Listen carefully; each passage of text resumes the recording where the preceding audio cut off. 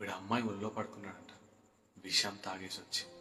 అప్పుడు అమ్మాయి అడుగుతుందంట, ఎప్పుడు లేనిది ఇంత దూరం తీసుకొచ్చా, నా ఒళ్ళో పడుకొని మరి మాట్లాడుతున్నావు ఏంటి అని అడిగిందంట. అప్పుడు అబ్బాయి అంటున్నాడంట, కాసేపు నువ్వేం మాట్లాడుకో, నేను చెప్పింది మాత్రమే విను అన్నాడంట.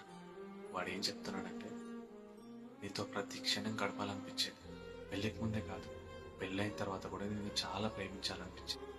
ఇలాగే నీ ఒళ్ళో పడుకొని నీతో చాలా కబుర్లు చెప్పాలనిపించింది.